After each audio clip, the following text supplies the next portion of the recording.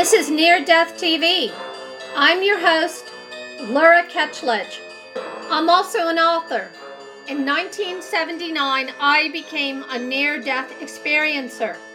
I chose to explain the truth I learned about the afterlife, reincarnation, and near-death experience through my fictional book series, The Near-Death Saga. While dead, I was shown all human beings are shrouded in ignorance by design, in order to learn valuable lessons in each incarnation. When you die, the artificial facade falls away, and we awaken from the dream into reality. For more information, you can find us at neardeathtv.com. Please join us as we explore the after effects of near-death experience. Hello, and welcome to Near-Death TV. I'm your host, LURA KETCHLEDGE. I'm also a near-death experiencer and author. Today we have a special guest, Peter Panagore. He is an NDE survivor and also a very famous author, and I'd like to say a special friend. Welcome to the show, Peter. How are you today? Hi, Laura. Hi, everybody. Thank you for having me. I'm well today. Thanks. Excellent. Can I take you back to where this all started, back to a very cold day on the side of a mountain in 1980? Can you tell me what happened when you died?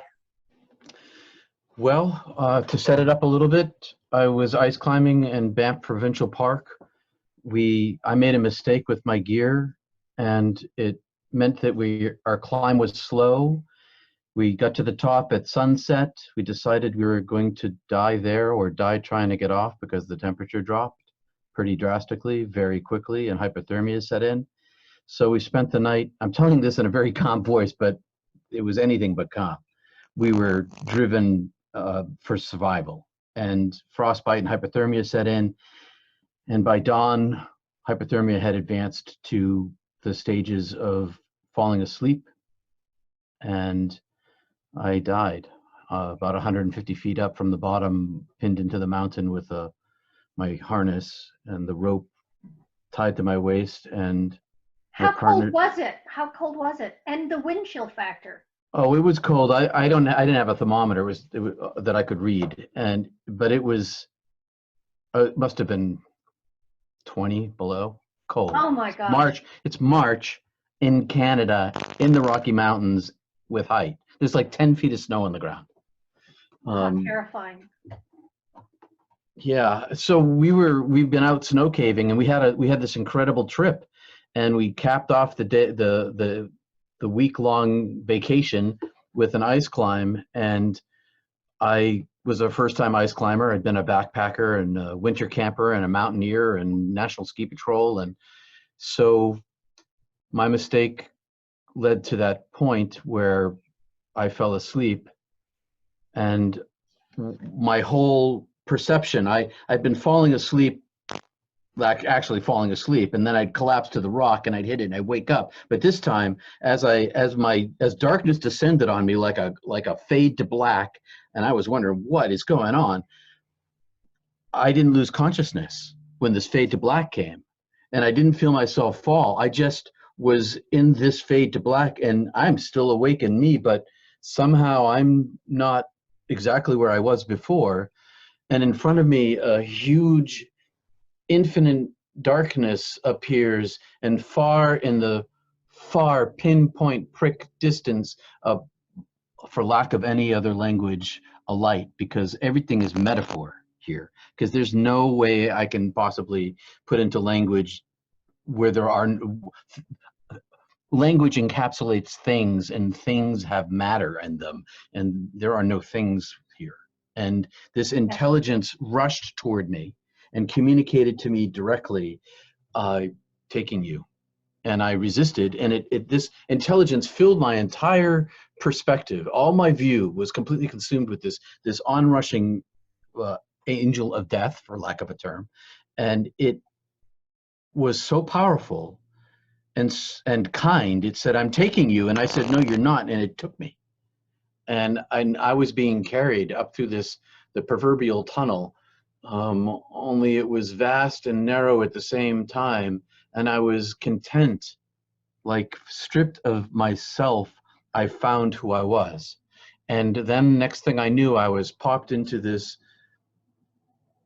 illuminated darkness, this infinite expanse that I could see in every direction at once. And I was 10,000 times bigger than I'd ever been before. And I had one form of consciousness. Like, I could see in every direction. And my seeing was my intelligence. And my intelligence was capable of rapid thought because my brain wasn't in the way. And I was content. I felt like, oh, this is who I am. How did I forget? Did you feel like this was a nurturing, loving? Not yet. Okay. Not quite yet. It I tell it in a sequence, but it all happens in timelessness. And ultimately, yes, exactly what you're saying. That the love of the measure of love is beyond measure. It's 10 trillion septillion times a bazillion of all the great moments of love and all the history of humanity. It wouldn't even equate. It wouldn't even come close. What happened next? What happened next? So I am in this void, and in front of me, if I had a front, there was like a portal appeared, and I'm in this void, and I can see in every direction at once. It's illuminated and dark at the same time, and I know now. I know that this entity is actually me, and the thing that I shucked and left behind was a skin that I wore, and it contained me and crushed me, and so I felt fulfillment in the sense that I was myself again, and this portal appeared in front of me like a. And I give it dimensions sometimes. There's no dimensions here. There's this an opening, a rent in the void, and there was a flow covering it, and the flow is transparent and translucent, and there was another tunnel, and this tunnel was sort of a containment inside of the greater darkness. And when I could see through this and see the shimmer at the same time, and I touched it with my being, and as soon as I touched it with my being, it was all living life. All life that ever was and is and creates all that there is was in the flow of this surface that I connected with. And when that happened, when I touched it, I was infilled with lots of things at once.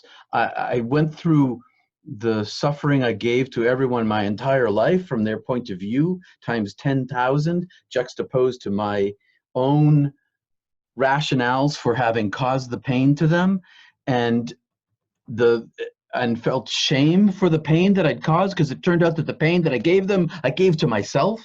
But I saw at the same time that the love that I had given away, I gave to myself, and all the love that had been given to me, I gathered together in this pot of loveness, and the voice that had no sound was speaking wordlessly inside me. I love you. It was showing me love, breathing love into me, breathing forgiveness into me, filling me with compassion. I love you. I made you. I show you your creation. I saw my creation, and I saw the long tail of my soul, and I saw my existence in eons, and I heard my name called, which called me into being, which it's not Peter. It's some word I can't say. And it's not even a word. It's an idea. It's a concept. It's a creation. And then I was forgiven, and I was infilled with this oneness of being, all like this combination of truth, love, joy, bliss, healing, wholeness, understanding, knowledge, love, beauty, and more, that are all fragmented in this world. All the best parts of this world that are fragments here are oneness there. And I was infilled with this overwhelming self-understanding of my relationship to the unspeakable divine as beloved child, made and created. And the one more drop of oneness I felt would have obliterated me, and I would cease to exist. And so that's how it felt. And, Well, Peter, that is so unbelievably powerful. But you know, this happened in 1980, before the internet, before books and discussion. There was such little conversation about near-death experience. So this, I'm assuming, must have been taking your core beliefs and turning them upside down. eliminating them, erasing them, negating them. They were gone. It wasn't like I had a conversion experience. It's like the capacity to believe was and to doubt in tandem were eliminated from me. And in their place, when I was back in this world, was I eventually described it as a knowing that I am known by the knower. But really, it's knowing that I am known. That I don't believe anymore. I haven't believed since the moment I came back. Belief is irrelevant to me. Did you see any like a recollection of past lives? I saw. See, you know, when I was in timelessness, it was all time and no time. So I can't say that they were past. Other lives, other fragments of your Yeah, I saw that I had some. I couldn't see what they are. It's like they were emanations from the everlasting long tail of my soul, had slices emanating from it into universes that I could not see through the gate. Like I could see that there was a life there, but I couldn't. And maybe when I was dead, I could see it, but I don't remember what it is now. I mean, perhaps you didn't carry back all of the details, but the general, you got the. Oh, you can't. Picture. It's not possible. The brain can't. It has no capacity for it. My soul knows. My soul's still connected. My soul's mostly still there, but my body and my brain, I know that it's in there. I just can't touch it. So you believe that your higher self that is still there, oh my gosh, the whole thing is, it's just such, you're a good explainer.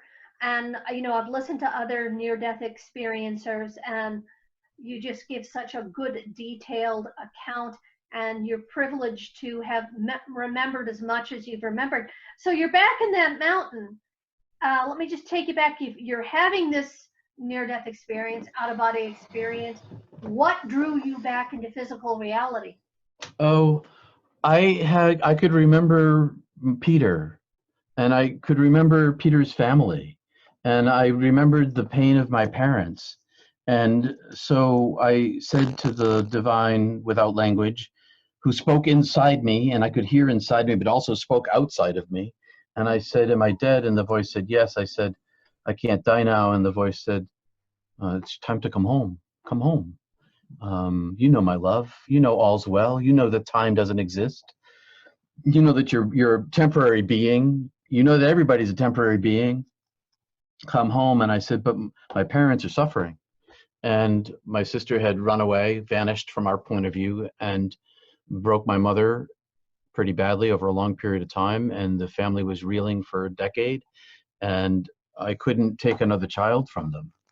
And I communicated that, and I was instantly, faster than thought, swept across and through dimensions into the universe to the above the earth to see it. And I could see the earth like a hologram, and every human being, I could see through the earth. I could see every single human being, and everyone was covered with a veil of unknowing, and everybody was going about their daily or nightly business, whatever it was. And I understood directly that the love of the divine is infinite, and that because of the love of the divine, all has always been well, all is well, and all will be well, all simultaneously times a septillion. And I knew that that was true for me, the beloved one, but I knew also that every single human being was the beloved one. Everyone was the beloved one. Everybody was the beloved one, and that they couldn't see on earth what I could see, the wholeness of their safety in love. And I could see my parents' faces and the suffering that they were incurring in their lifetime were I not present. So let me just interject here.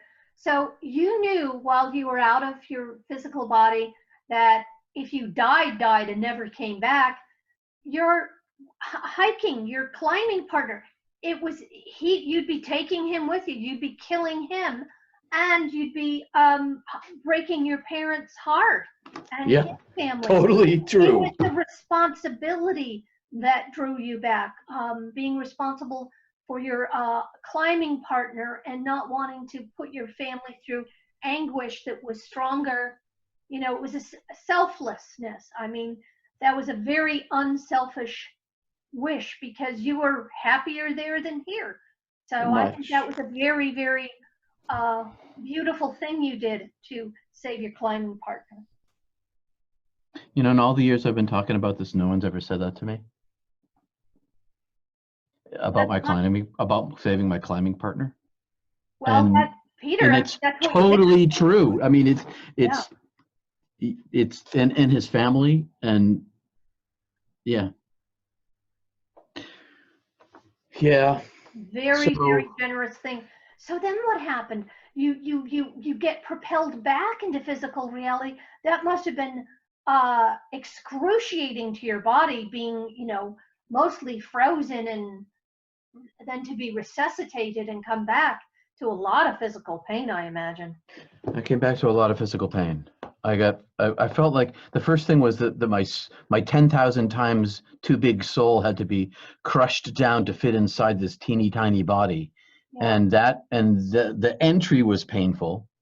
And then the whole body was painful. I didn't know what pain was. I forgot what pain was. Pain didn't exist for me. It wasn't like I forgot it. It's like it didn't exist. Yeah, and there was none. And then, you know, I'm in this thing, the whole thing is full of pain. The whole thing is full of pain. I'm full of pain. I don't know where I am or what's going on or why this hurts. Why, you know, I know because I still know who I am. I still know I'm, you know, soul, and yet I'm now in this thing, and it took time. I don't know how long time it took to surface.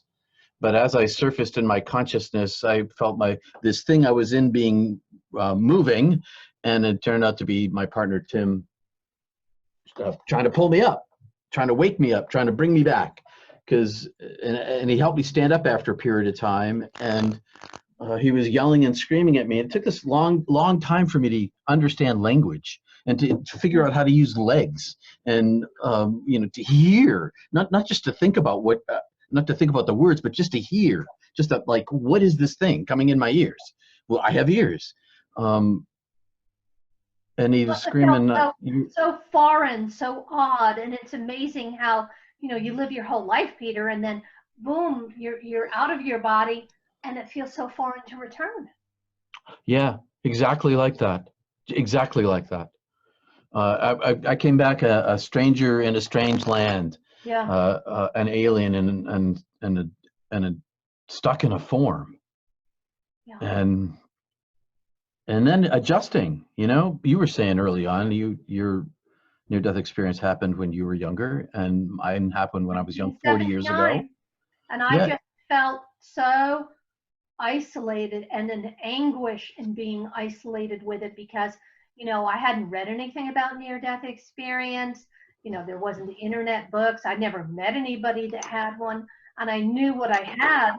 I didn't know how to express it, but there was a real anguish and isolation and real sadness for me coming back. It took me about 12 hours to, quote, pull it together. It did. And when I tried to talk to the emergency room doctor, he asked me what drugs I had taken. So, you know, I felt very ashamed.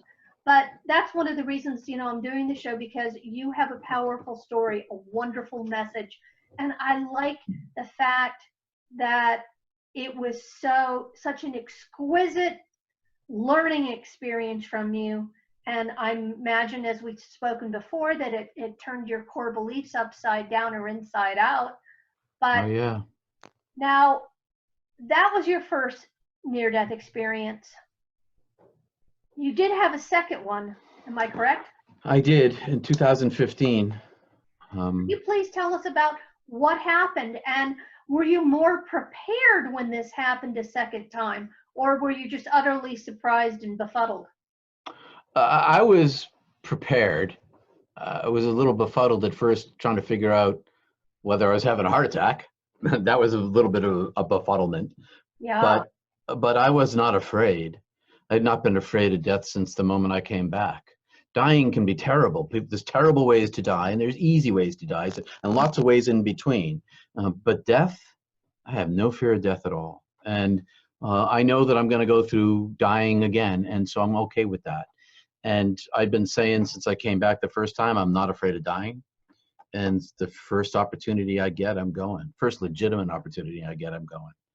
And well, there is a final destination, because nobody gets out of this world physically. that's right. That's right. That's what gave me the strength to come back the first time. It's a time limited offer. So I know it's going to end, and I know what timelessness is. So I could stick it out, you know? And well, your second time, where were you? At home, at work, and you had I was in a yoga class, and I was going to go sailing. I was going to go solo sailing.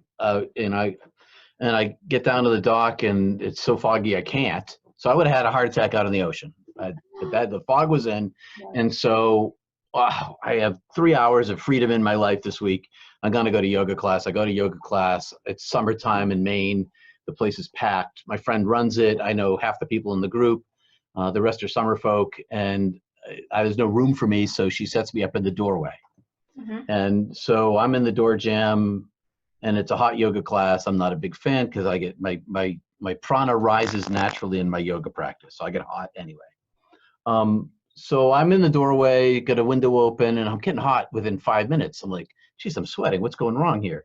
I got to lie down. So I lie down. I'm lying on the mat, and I'm thinking, my heart hurts. I think I'm having a heart attack. I run through the symptoms. Well, there's this and there's that, and maybe it's a minor thing, and I'll just go lie down outside. So I get up and I go outside. I lie down on the grass, hoping to cool down my body in the shade. And I think, oh, it's not getting better. It's hurting more. I got to get to the urgent care center. So I go to sit up. I can't really sit up because it hurts so much. And I thought to myself, oh, this is where I'm going to die. I'm going to die outside the yoga studio in the grass, and all these women, there's like 85% women, and these like two guys I know, we're all going to walk out, and they're going to see me dead here. And it's going to ruin their day. And, but it was okay for me. It was like blue sky. It's going to be sad for people, but I can't do anything about it. And here's my time. And so I'm thinking all these thoughts, and out comes the yoga teacher, and Peter, are you okay? I'm like, Romy, I'm having a heart attack. She said, no, you're not having a heart attack. Look at you, Mr. Fitness. I'm like, no, Romy, I'm having a heart attack. So we get to the ER, the urgent care center, and I have 100% blockage. I got there because one of my summer neighbors in the yoga class drove me there because it wasn't time to wait for the ambulance. Because the ambulance I live in a rural place, it would take too long for the ambulance to show up. And even though as quick as they are, because they are quick and good, but closer for me to drive. I get to the urgent care, I'm having a heart attack, I got 100% blockage. They give me a decoagulant, gives me a 3% trickle through. I'm already 45 minutes into the golden hour right? So, and it's an hour and a half drive to the catheterization lab. And so in summer traffic. And so they give me this trickle through. They offer me opiates for the pain. I can't take opiates because they make me sick. So I'd be vomiting in the back of the ambulance along with having a heart attack. And that was a good idea. So I decided I would meditate. He said, meditate? I said, yeah. So there's this thing about meditation that if you practice staring at your pain, you can learn to separate from your pain. It still hurts, but you're above your pain. And anybody can do it. It's not like this super magical trick. It's just meditation. Did you flatline when you were there in the ambulance? Well, no, in the ambulance. I'm sorry, I'm taking too long here, but yeah. So I'm in the ambulance. I'm meditating. I hear the paramedics say, "We're losing him." I open my eyes. I look at her. I close my eyes to go because it hurts when I'm not meditating. So I go back into my meditation, but instead of going into my meditation, I'm dead. I'm out of my body, Oh and, my gosh. all pain's gone, and I'm in the tunnel, and I think, oh, I'm dead. And um, Here you and go again. I sort of, yeah, and here comes my angel of death, my friend, my angel, come to collect me, saying the same words as before, but I hear them better now. Come home, I love you, we love you, it's your time. 1,000 things like that, all contained in one instant of communication. And but a stream of that welcoming. So it's like, come, come, come. And I go, and the angel collects me, and we start to go, and I think to myself, well, wait a second here, this is taking a long time. I have a little control now, I know what's going on. Let me take a moment here. So I kind of turn away from angel, and I look it back inside my life, and I see my son at the urgent care center leaning into me, looking in my eyes, squeezing my hand, saying, I love you, Dad. And I see my daughter holding her brand new baby and knowing about the divorce. The separation's already occurred. He'd gone to Afghanistan. He came back wounded in his soul. And You knew she was having hard times. Yeah. yes, and who was going to be there for the baby? And so, and who's going to be here for her? And so I turned back to the angel, and the angel had receded. And as soon as I turned back, it was all over me, like, whoa, hey, come on. And I just turned away, and I just went back in.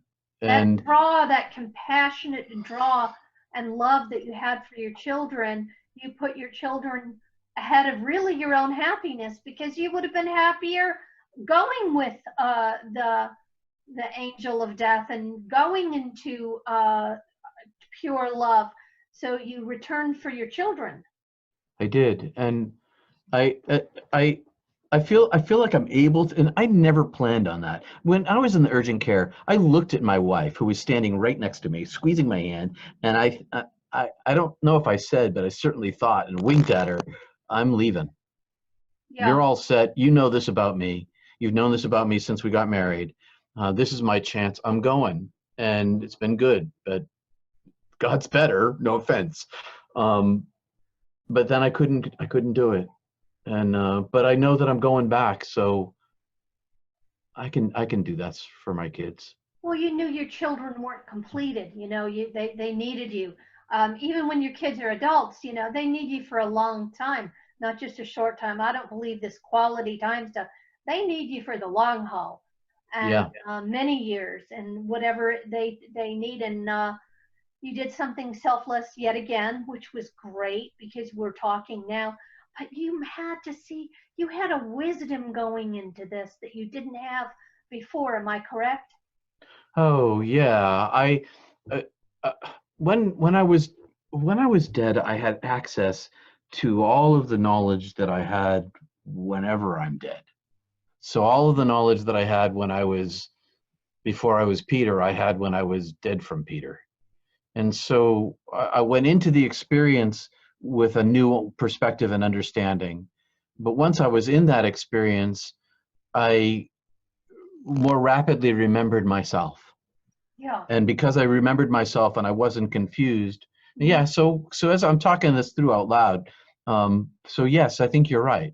I think I approached it with this new wisdom that I didn't have before. And, I have to say that what I think is wonderful about a near death experience, when we do finally depart, each one of us who's a near death experiencer, we go into it with a little less terror than the average person.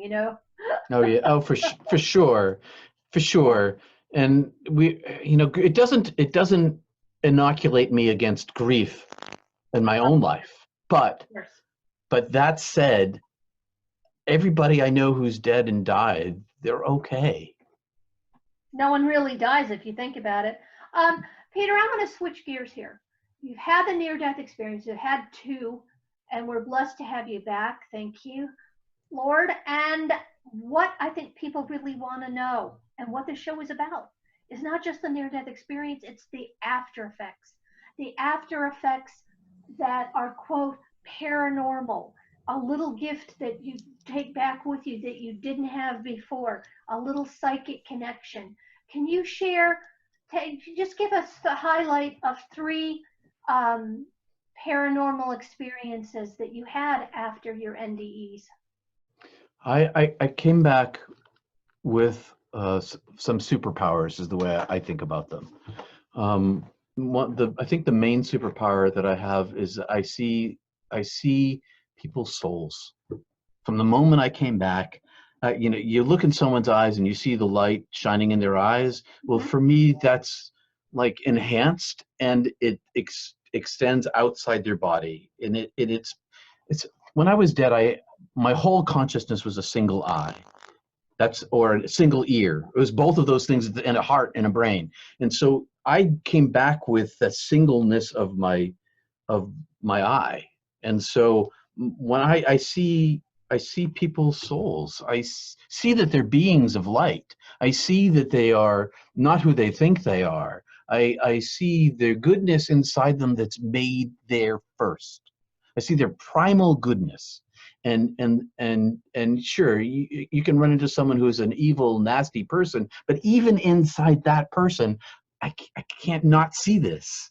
There's something behind that. I still see it. They can veil it and cover it and hide it, and when before I could never see it, not like I see it now. And I see it. I feel the radiance from people. I feel it in the palms of my hands. I feel it with my body. I feel like my soul extends feet outside myself, and I have the use of that edge of myself to interact with other souls. And so so one of the things this is how I hid it for a long time. I would, whenever I greeted anybody, I would put my hand over their heart on their back and, you know, just kind of give them a little rub. But really what I was doing was moving my hand away from them about an inch or two, and then feeling their shimmer, feeling their energy. I felt darkness from people too. It's not like it's just light. I'm empathetic, like off the charts, so that I had to change my lifestyle. I moved to a rural place where I live on the end of a peninsula, on the end of a neck, on the point, not quite on the point, but isolated, so that I can bathe in nature, so that I can be soothed by the light that shines through trees and flowers and birds and bees. And I can't go into like rock concerts, not so easily. Too overwhelming, too much energy. I can't. It's hard for me to block it, especially at that kind of capacity, that kind of volume. That's one aspect. What is your second one? So, paranormal experience, or have you seen somebody after they've died? I mean. Oh yes. So I'm a stilt walker for fun. That's one of the things I do, and I stilt walk in parades where I live. And I was stilt walking in the Pumpkin Fest parade. And I have to give you a little background so that you understand the context. I didn't know where the parade began because I had never been in this one before. So I looked it up on the web as I was sitting in my car with my stilts, pull out my iPad, I type in the parade name, and the first thing that comes up is this article about 2 years before where a guy died in the parade. And he was a Shriner in one of those little go-karts.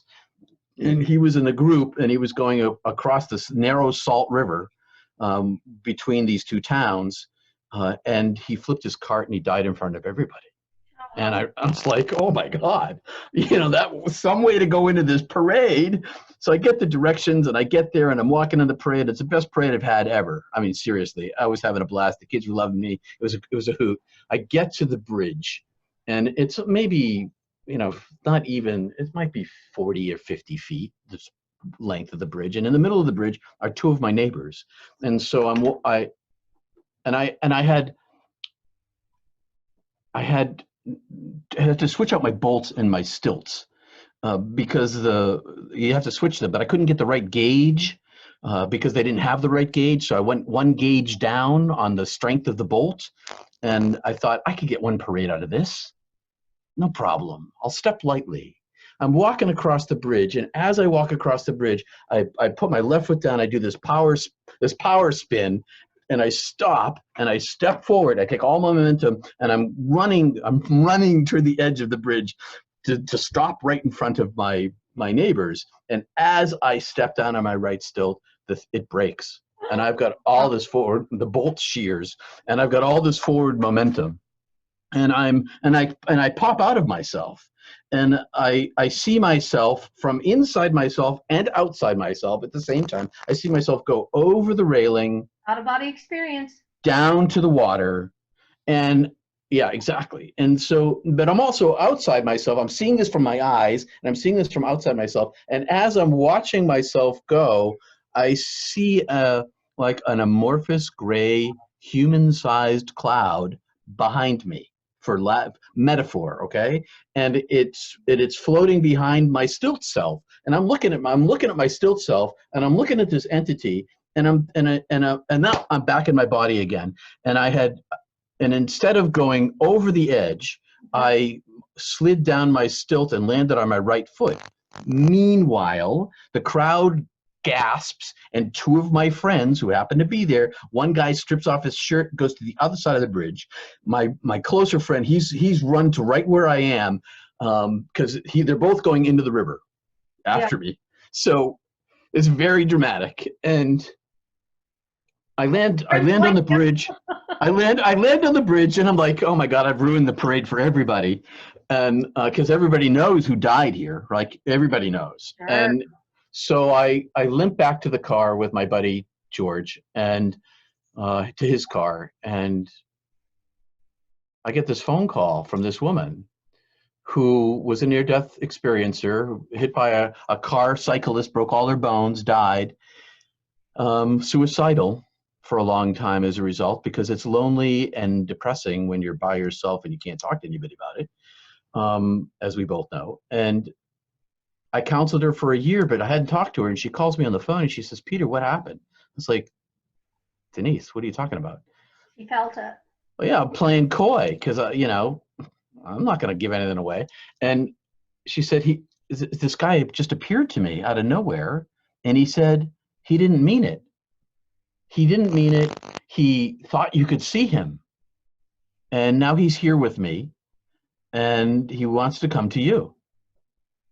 And that's what happened. And he stuck around me for 2 or 3 weeks, like my friend. It wasn't like I could see him, like I could see his body sitting next to me, but he was always next to me.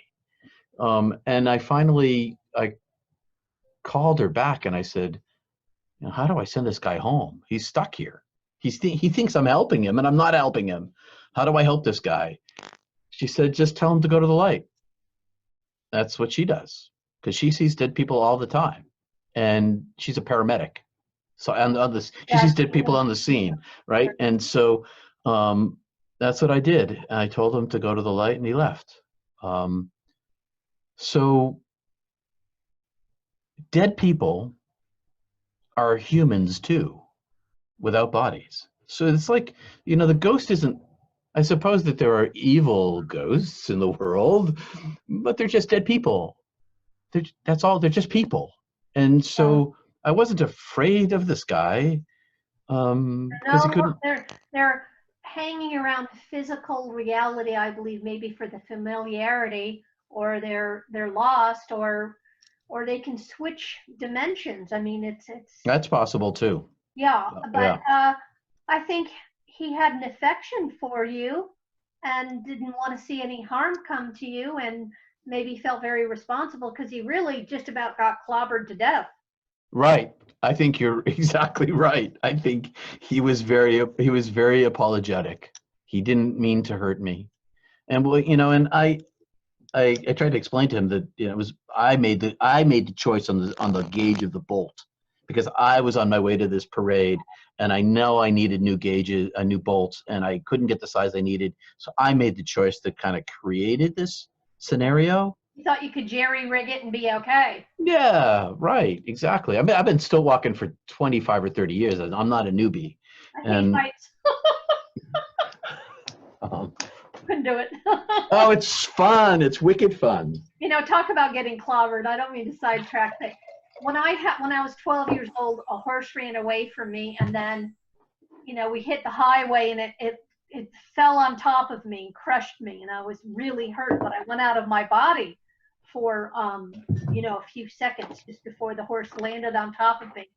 And that was my first out of body experience, which I couldn't even put into words. But then I had my accident in 1979, where I died and came back. And you know what I did for fun? I still rode horses, and I had horses up until 2012. Didn't get clobbered as often, but you know, a little masochistic there. But I had, well, why not have fun? Yeah, I love horses, and my horse was even a muse and inspiration for my novels. But you know, we all take risks, and I'd rather go out doing something I love than, you know, getting electrocuted at a laundromat. So there you go. Exactly. What was your third experience? I know that you've had more, but what is something very, very different and unusual you could share with us? Was your third paranormal? Well, I about a year after this happened, I can't wear watches. I interfere with electromagnetic waves. Okay. But the unusual thing is that I was in a Volkswagen convertible with the roof down, driving home, and a blue sky, and about a mile ahead of me was the blackest cloud I'd ever seen in my life. And there were lightning bolts crashing from it. It was August, summer in New England. And I thought to myself, God, should I put up the roof? Because it looks like I'm going to get wet. And as soon as I thought that, a bolt of lightning hit me. And it reached out from this black cloud across this mile, and it hit me in the shoulder, and it came out my thigh, and it created it like an arc. So the main bolt hit in the back seat, and the side, like a third of the bolt came through me. And Gosh, Peter, that's horrible. It was pretty surprising. It was like a bomb going off in the car. Yeah. And I was, it didn't hurt me, but it totally lit me up. I don't know how to say this. It was, did you go out of your body? Did you die no, for a second or anything? you know, I don't think so. I just remember looking at it in and out of my body. Yeah. In my, I don't know whether it was in my thigh and out my shoulder, or out my thigh and in my shoulder. And I don't know whether it came from the cloud and hit the car, or started at the car and hit the cloud. It was very instantaneous. And it was, well, just the beginning of a whole life of electromagnetic problems, pain in the butt kind of stuff. Do you find out, I know this happens to me, when you buy batteries, you know, like for your clock, for your camera, just, you know, regular, you know, batteries, do they drain out sometimes after a paranormal event and all the batteries go dead in your house? I haven't had that experience. I've heard of that experience, but that has not happened to me. Expensive. Well, I ended up, but I did buy rechargeable batteries. So now I only use rechargeables because because of my work, I was going through a lot of batteries. Gracious. That's how I figured that out. So anyway. Do you feel, I mean, I know you've got a good sense of humor and a good grasp on this, because, you know, sometimes you really need that to stay sane, because this is such a life changer, a game changer in our identity, to know that we are more than our physical body. I find it a blessing. I also find it isolating. What is your spin on the psychological ramifications of an NDE? Oh, I think it's isolating. I think I went through a long period of depression, partly because of the isolation, partly because there were no books about it and I didn't even have a name for it. But also partly because I felt like I couldn't talk about what I was experiencing. How do you talk about dead people to people who don't see them? How do you talk about feeling the radiance of a person's aura when they can't even see the light in you? And so there was that. I decided that I would have as much fun as I possibly could for the rest of my life. And so I have as much fun as I possibly can.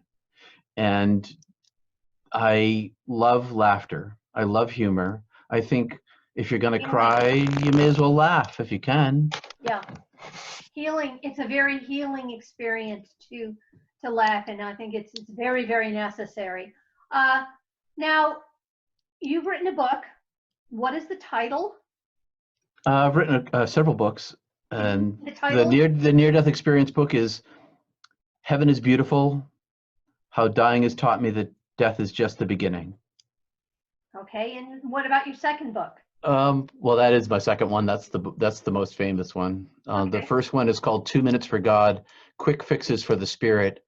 It's a collection of 365 devotions that were drawn from the 1700 I produced for a TV spot that I ran for 15 years in Maine and local market. And it's a devotion book. All of it comes from near-death experience. And now, what is your Peter?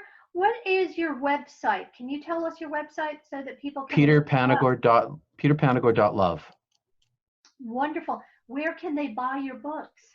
Everywhere. It's available from 5 publishers and 9 editions globally. Any major bookstore or Amazon. Online for sure. Amazon, Barnes and Noble, lots of places. And it comes in a bunch of different forms: Kindle and audiobook and Audible and all that stuff. Oh, I think audiobooks are wonderful. I'm going to do that for my book series, the Near-Death Saga. I'm going to go audiobooks. I'm having an actress read because I'm not a good reader, but I think it's a wonderful venue because people like to, what I think of that the gift that you've brought me in speaking with you, and I think anybody hearing this interview, was knowing that you're just a real nice guy who happened to die. And that's it. And you're one of us. You're very grounded. You're educated, upper middle class, regular guy with a wonderful, uplifting story. And the story that I get, what I really, really enjoy in speaking with you is how powerful the love that you give to others is, how much something small that you do for someone else that is unselfish, how big it is over there. That is, I think, something that is very uplifting.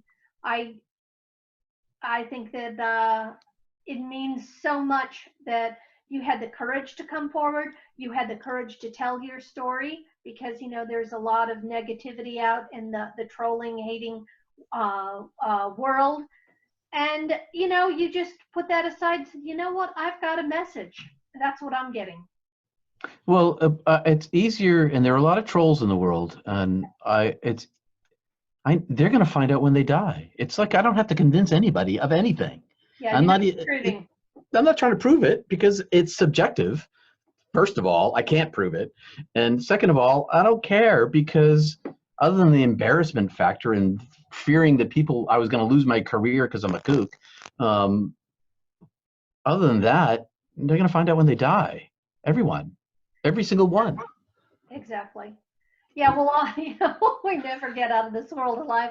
So I had some people that I spoke with, and they were kind of negative towards me. And I said, well, 100 years from now, when we're on the other side, I'm going to say, I told you so. Yeah. I had a good laugh at that. I had a good laugh at that. Yeah, I'll see you over there. But everyone, Peter Panagore, you have a great message. You have good books, and I hope to have you back on the show. Thank you very much. I'm going to end this segment, and a big thank you. And this is LURA KETCHLEDGE for Near-DeathTV. Thank you.